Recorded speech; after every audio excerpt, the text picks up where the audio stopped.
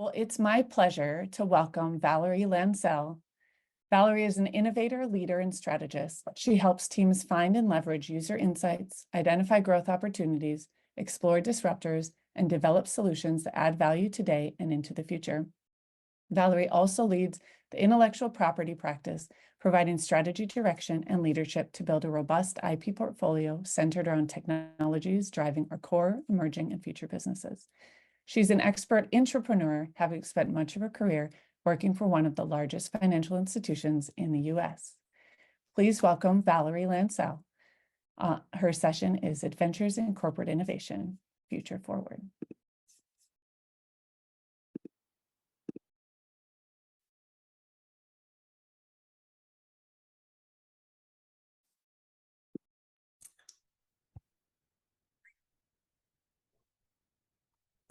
Hi, Nora. Thank you for the opportunity. Can you see my screen okay?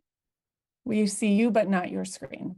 All right, let me try to do that again. It switched us over, so we're playing around, having fun with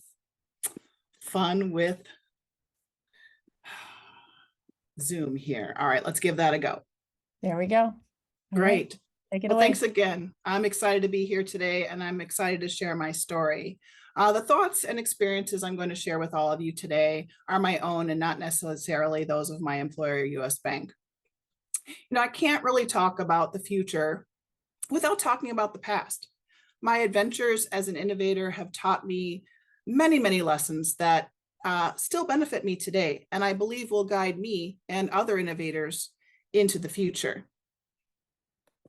Looking back, I still remember the day my manager called me into his office and said, "Call Jeffrey," as he handed me a sticky note with a phone number on it. I asked why, and he said, "Just talk to him and let me know what you think."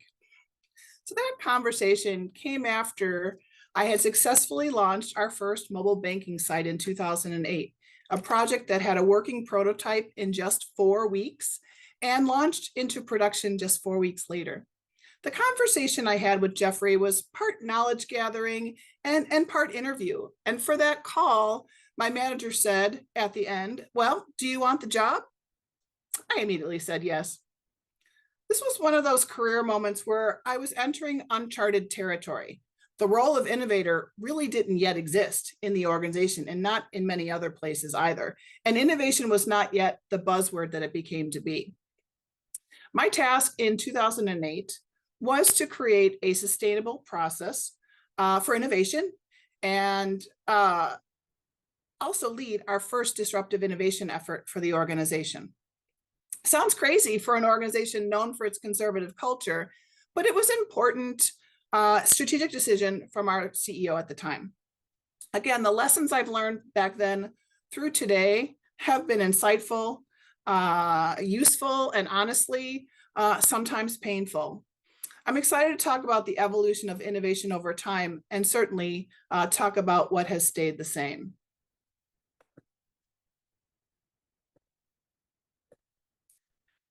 Creating a sustainable process for innovation requires vision and focus.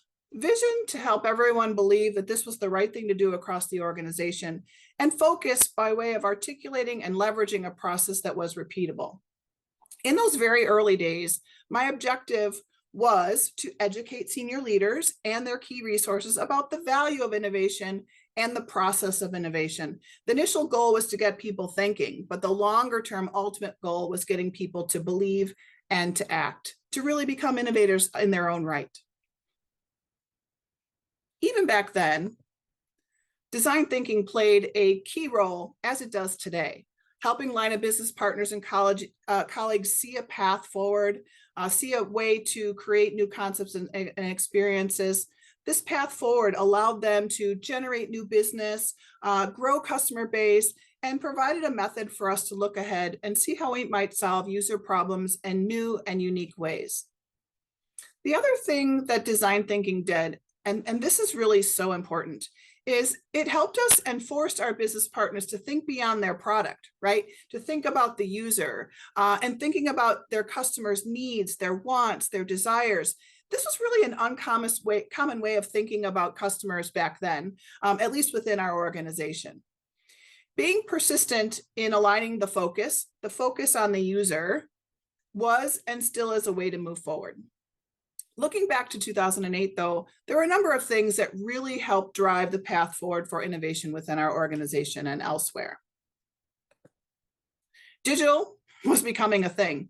The iPhone was released in 2007 and really started to trigger that smartphone revolution. In the early days, many phone carriers had their own devices, but only to find that Apple had done it so well, it really wasn't fruitful for them to create a product like that. As mobile phones got cheaper, they moved beyond making calls and text messaging, and certainly by the late 2000s, they had become those mini computers, right? Allowing us to, surf the web and certainly download apps. Again, the digital space was new to us at that time and new to many institutions, but we knew we had to focus there. Social media sites like Facebook and Instagram also really helped to plot a course for innovation as well, helping us see that users were, choosing and drawing and picking up that mobile device, whether iPhone or Android. So all these tech things were emerging. And in the corporate world, innovation was becoming the buzzword at that time.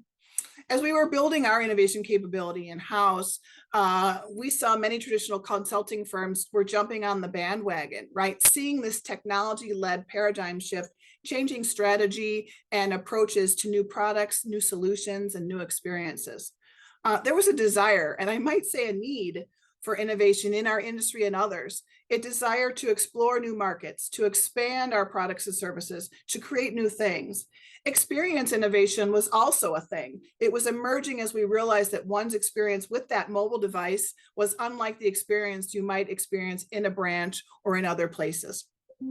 I can say with 100% confidence that we would have started our innovation journey a lot later had it not been for the vision of our then CEO, Richard Davis.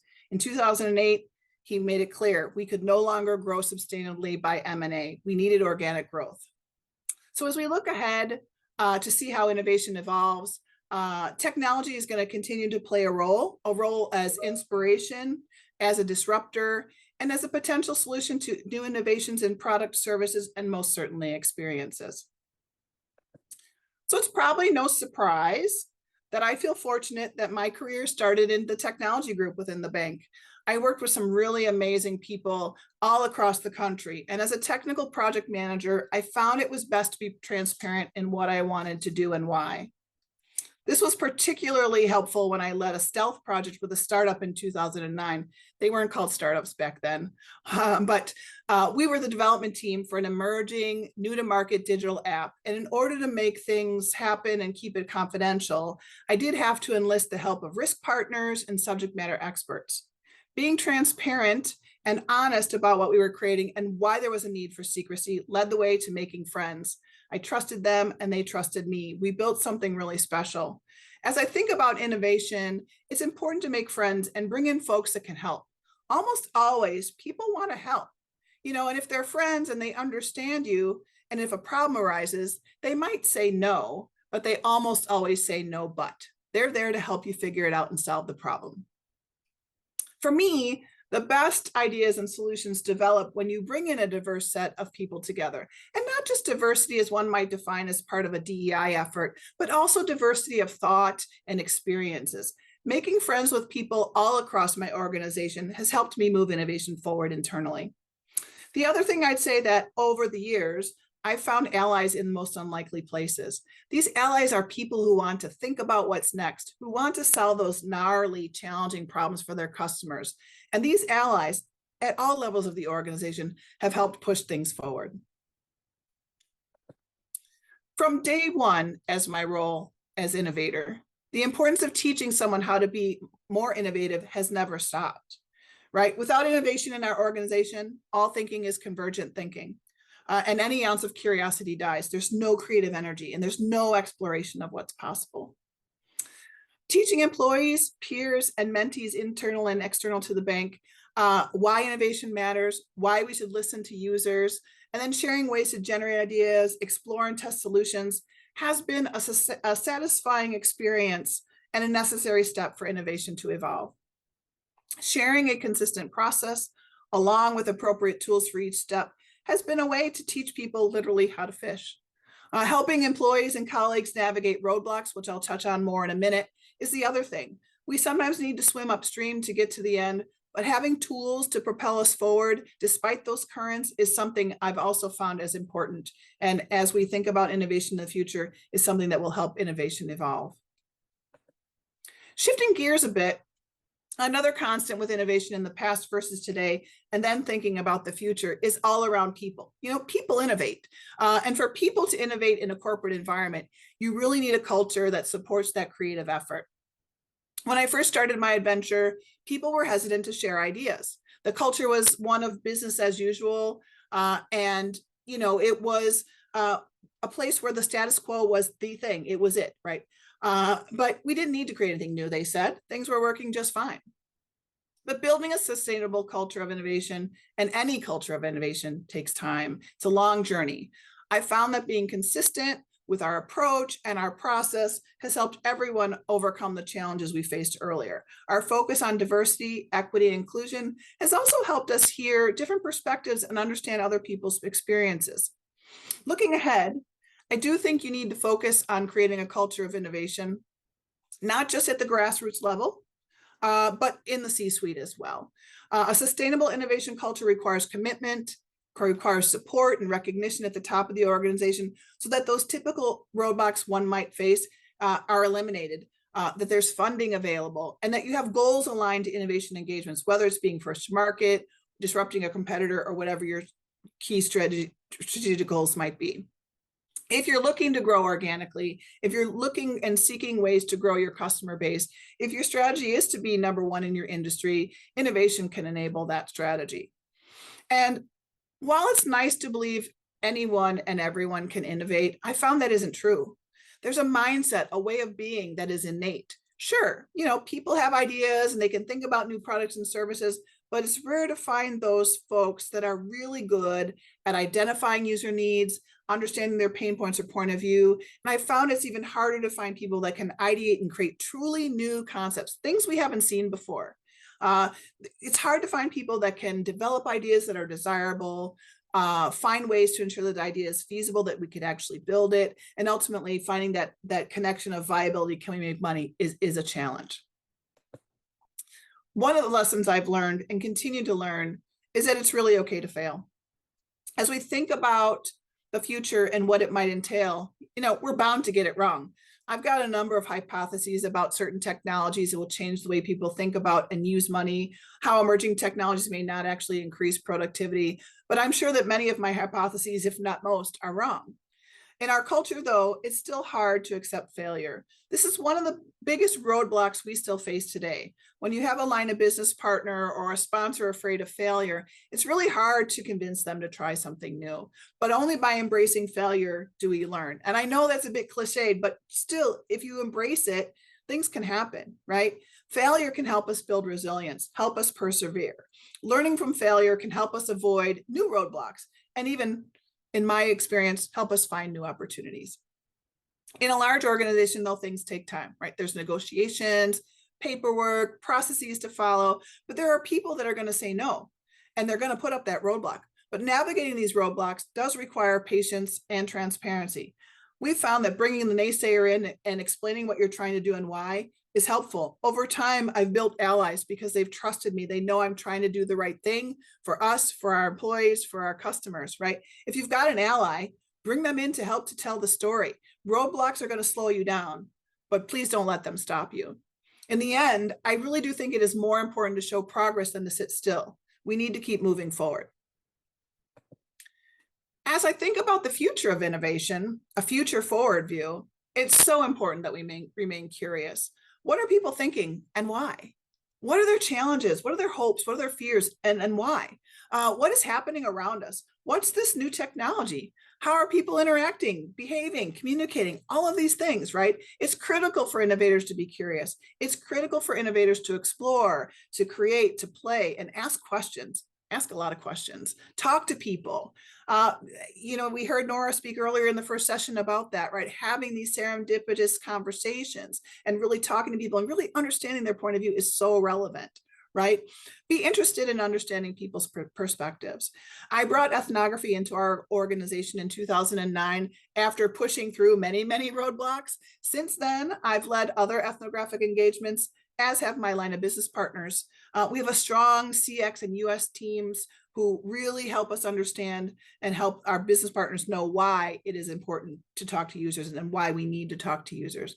And our organization sees the value, and as a result, they have a better understanding of their customers. It's really personal to them now.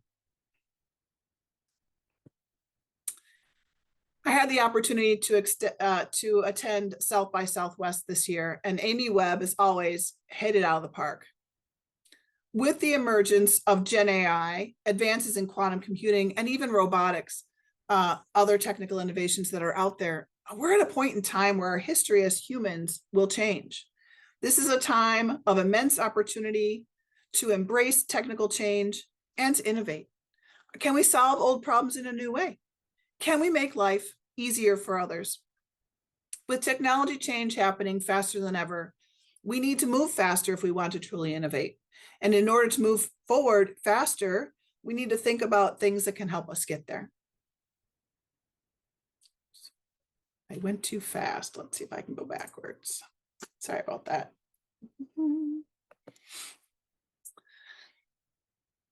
Partnerships, they can get you a lot ahead faster, right? This is one of the ways you can move faster, is by partnering. And in our world, building something new is tough, if not impossible. But it's very difficult to do when you're competing for internal resources and time. You know, with the rise of fintechs over the last several years and other startups coming into play, it is possible to find someone to help partner with you to develop or support your solution. Consider using partnerships to help you test your ideas, to explore opportunities. It's really an important tool in the toolkit as an innovator. Talked a lot about the importance of understanding your user. And this hasn't changed through my years as an innovator. We have and will continue to have a focus on the user, our current customers, future customers, those prospects, right? Because those are the folks that are going to either adopt our new products and services or walk away from the old, stagnant, outdated ones.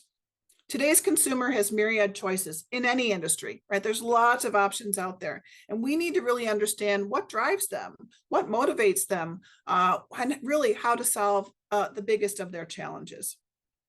As I look ahead, we do need to understand how users navigate the tech landscape to understand what drives them, and certainly what brings them joy. Finally, as we look to the future, innovation is ideal when considering what if, right? Innovation lets us explore trends, tech trends certainly, but also social trends, economic trends, political trends, environmental trends, right? What's happening around us? Innovation gives us the opportunity to gain empathy for the user, right? What are they doing? Can we walk in their shoes in a day of the life and understand their daily lives? Can we understand what they're trying to accomplish? Innovation gives us tools and techniques to explore the future and to consider how an emerging technology might impact us, our industry, our customers and clients, our friends and family. Innovation lets us imagine how might we solve those problems, and ultimately innovation drives creativity and invention forward. As an entrepreneur in a very large organization, I've learned a lot about innovation. I have a bookshelf full of books that highlight a variety of methods, how innovation can enable strategy, and of course, books full of icebreaker and team activities. But throughout all my time as an innovator, my adventures have resulted in working with many amazing people and learning from all of them. Despite the challenges and roadblocks, I remain curious about people, curious about technology and culture. I'm an innovator, and innovation truly is a journey and not a destination. I hope you'll never stop innovating. Thank you.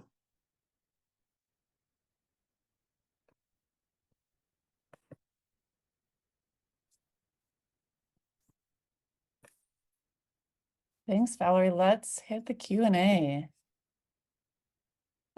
Can you explain what ethnography is and provide an example of how it was used in your organization?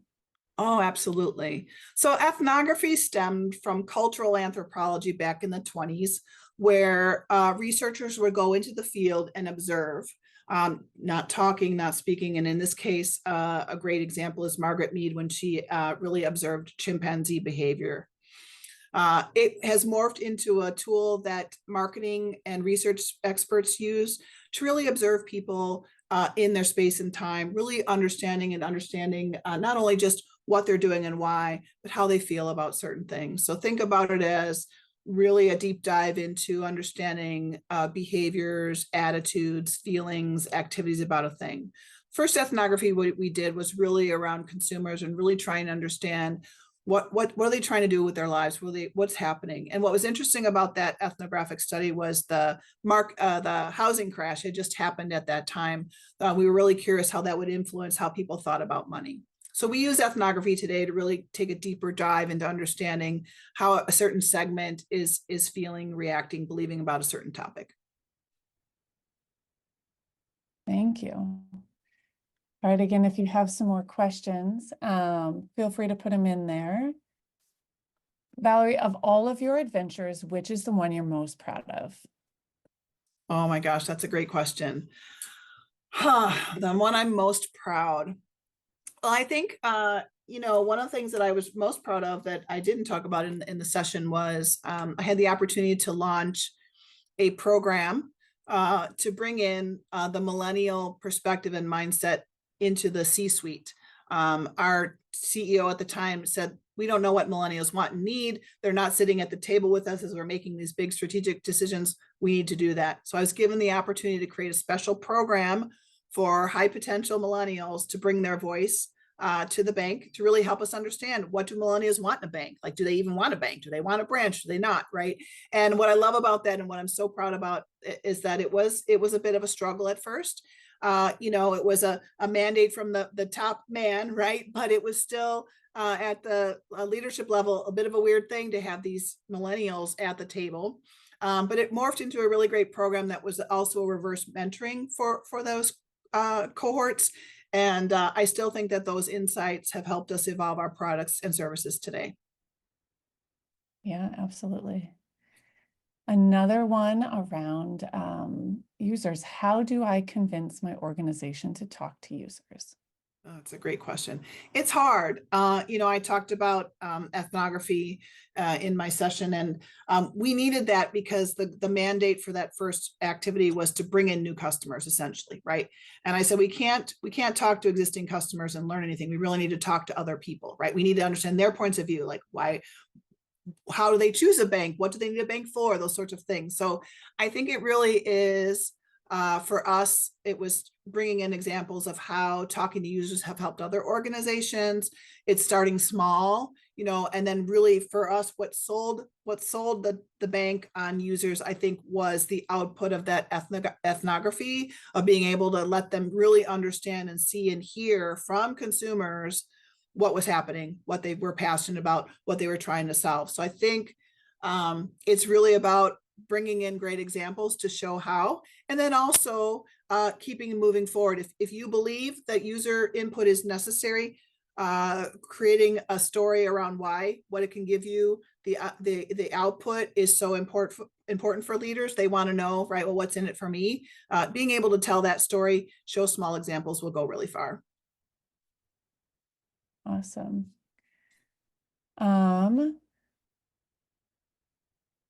When having an original idea, including execution and trying to partner with others, what happens if you see them trying to take over the idea and present it as their own, maybe even butchering it in the process? Oh, that's a tough one, and that's good. Yeah. So I think you have to have, I hate to say it and putting my IP hat on, agreements in place up front, right? Who owns the idea? Who's the lead on the idea? That sort of thing. I mean, collaboration is important, right? So that's one. Make sure that you have the right things in place, that you are the lead. You understand the idea. It's your concept. But also, I would say, be open to what they're suggesting, because maybe they have additional insights into how the idea could evolve. I'd also make sure that you're doing research to test and learn with your segment of who you're trying to solve for. They're going to give you the feedback on what the right solution is. It's good for us to have the concept and to think we understand, but putting it in front of users will help you keep it where you thought it was. But I think first and foremost, make sure you have those agreements in place with your partner that you own the idea, it's your vision, et cetera, et cetera. Makes sense. I think we have time for one more. Do you have any words to keep your team and partners inspired in the moments of failure? Yeah, that's a great one. I have always learned from failure, and I think it is really all about the messaging, right? I think that every failure is a lesson, right? And instead of looking at it as a negative thing, look at it as a way to move forward. You know, a lesson is in many ways a no, but there's a yes somewhere else. So where can you find it, right? What can you learn next to keep moving? Lessons help us pivot and move to something else. It doesn't mean that it's a bad thing. I would say embrace the failure, learn from it, leverage it next time, and don't see it as a negative. It's got such a bad rap. I think if we think about failure as a learning opportunity, we can go farther along than if we let it stop us. I love that. Think of it as a yes somewhere else. We'll take that. All right. Thank you so much, Valerie. Thanks, Thanks, everyone. Laura. We're Yeah, gonna thanks, take a couple everyone.